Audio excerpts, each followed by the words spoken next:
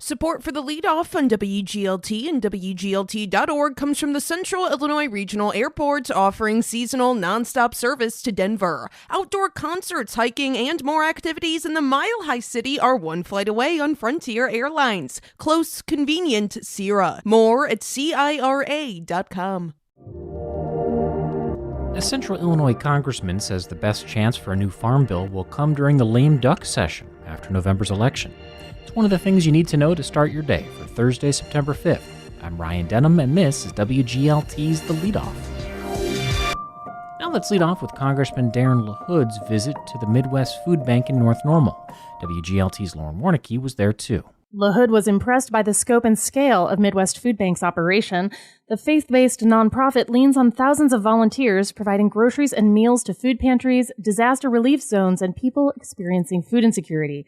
That includes 1.5 million Illinoisans. So it's remarkable to see the operation, the efficiency, the effectiveness of it, and the fact that it's done with donations and volunteerism. They are a shining example of the type of organizations that we need in our community. LaHood says the tour renews his focus on reducing inflation. When I talk to my constituents, the high cost of food has gone up and up and up.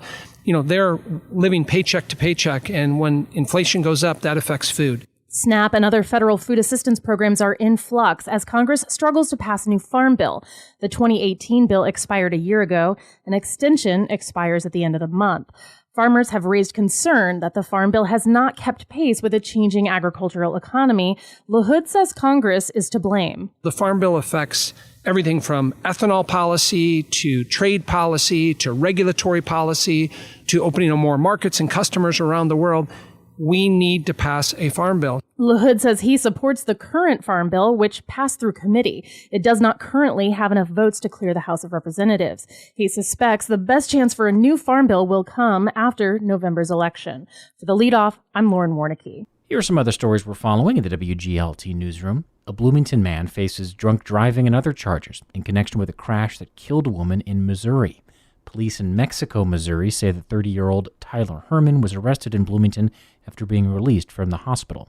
The McLean County Health Department says West Nile virus continues to expand this season. A mosquito pool collected just east of Bloomington is now tested positive for the virus.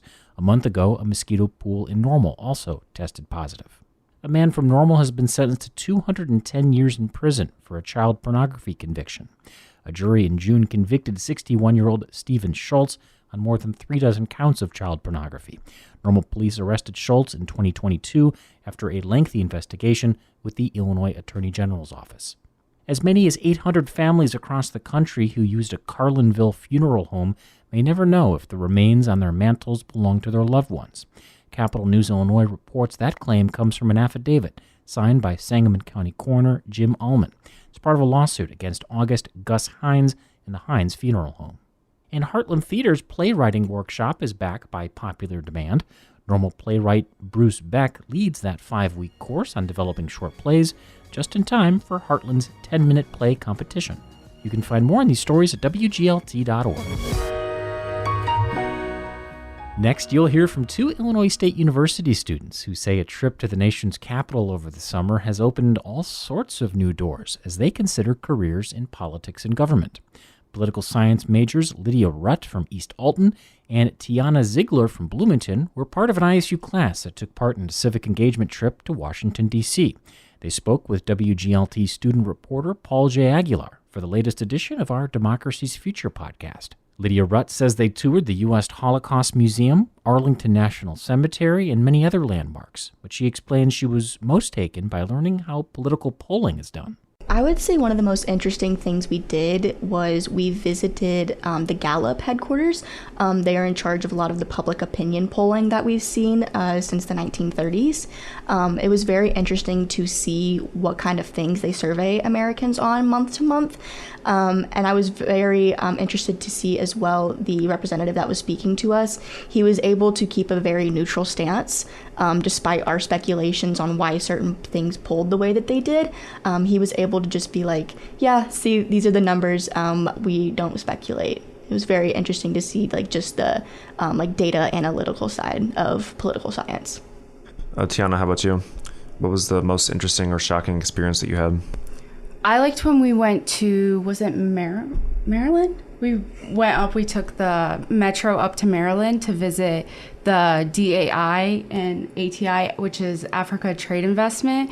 It's a panel of women, all 5 women, and we basically got to speak with them about what they do and what they do with Africa. And they basically just talked about their business inquiries and how they are able to provide water and get water back to Africa and what their next steps of the future are, and that if we want to pursue a career in this, what we can do to help them. So that was also really cool. How does this experience impact your guys' view of democracy? I would say democracy as we know it is dependent on civic engagement for its strength and its growth. And I think we saw that in Washington, D.C., and I believe that more than ever after going on this trip. Yeah, we can sit in a classroom and learn about government and learn about democracy all we want, but without seeing the real world applications and the implications of democracy, I think our educational experience is not fully fulfilling. So I think it is important for any student who is looking to pursue a career in public service to experience, Washington, D.C., and the kind of operations that come out of there. So yeah, I would say for sure it has changed my view of democracy in a way of strengthening it. And I think that we can all say that of all of us going on this trip, civic engagement was more about building the relationships that were there, and that personally I learned more about civic engagement and democracy on this 7-day trip than I have ever learned on 2 years at Illinois State. That was Tiana Ziegler and Lydia Rutt, 2 students from ISU's political science program, speaking with WGLT student reporter Paul J. Aguilar. You can hear more of their interview on the Democracy's Future podcast.